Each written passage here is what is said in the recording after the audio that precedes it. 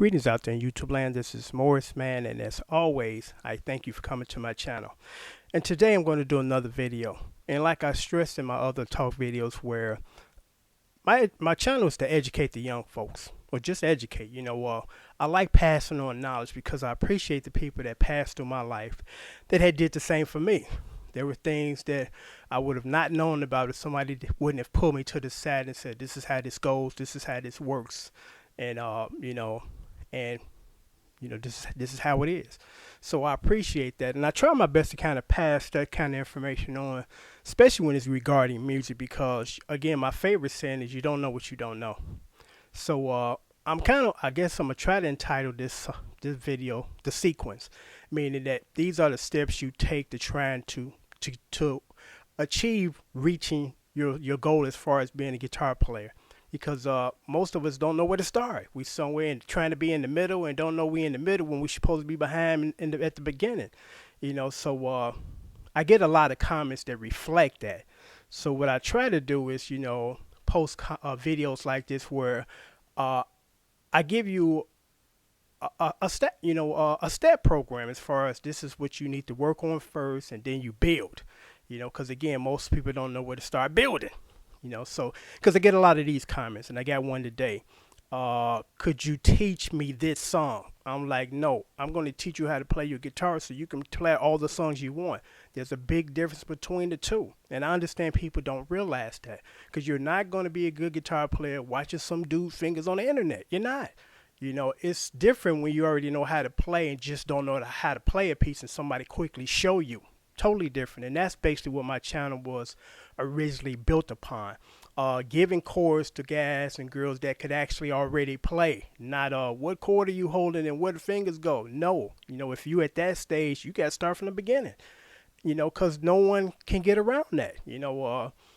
It's just you can't do it. So, again, I think the majority of people that ask me these questions just don't know. So that's why, I try to, I guess, stress this is the sequence.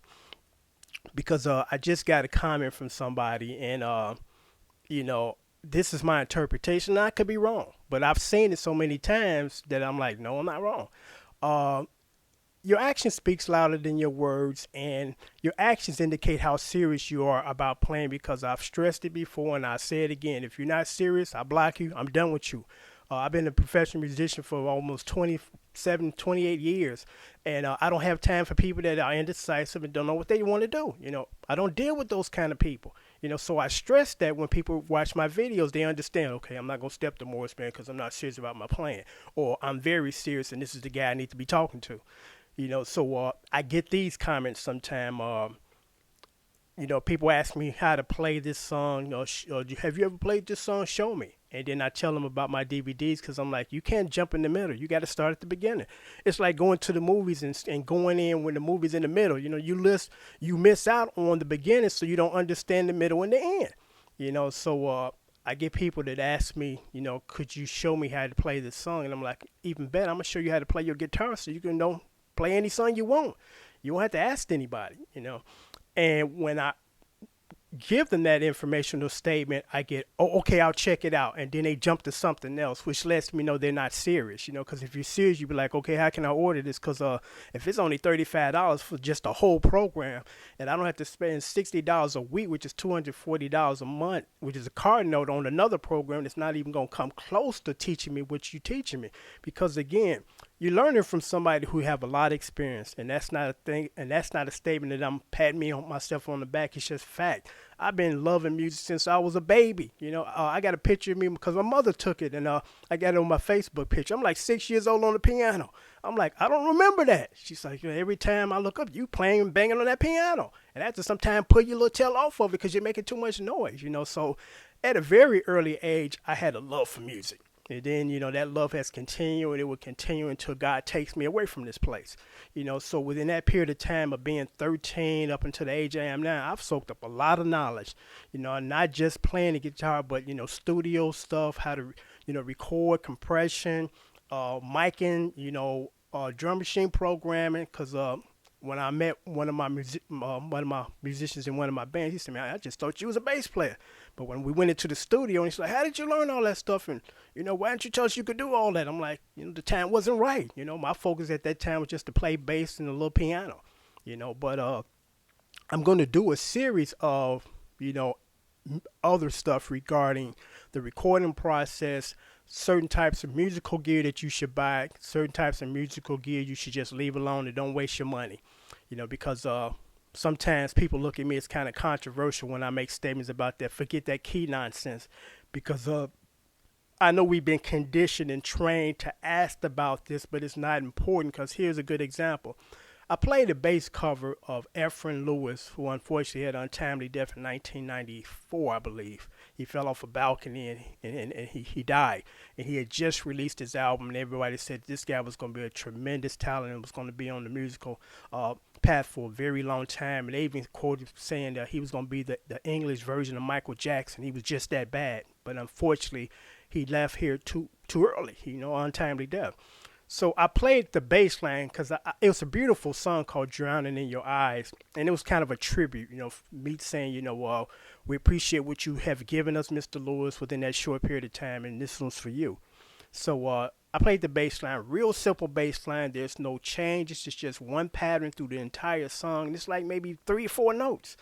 And somebody commented and said, I'm assuming this is in the key of F, which actually it was. And I'm like, why is that important? Just play those 4 notes, But we've been conditioned to always worry about stuff that's not necessary to worry about, because again, I get a lot of emails from the key people, or should I say the theory enthusiasts, leaving me comments about this is why it's important. Only time it's just important when you're trying to do music scores and impress other musicians, because that's the thing too. It's like you want to be oppressing your peers. And I told you in my other video, I don't give a shit about my peers, and that's not a bad statement. What I'm saying is my focus is the people that come see me and pay to see me play. That's it. Not worrying about the guy behind me, or I got to show him that I can play this solo. That's that high school mentality nonsense. But that's one of the things that, people say, well, Morrisman kind of controversial. But I'm like, anybody that wants to challenge me as far as the theory guy, bring me your 1,300 videos or your 3,000 videos and shut me up. Because everybody that I have encountered that wants to try to take me there, I check their YouTube channel and they don't have not even one video up. So I'm like, if you're not going to teach us how to do it the right way, shut up.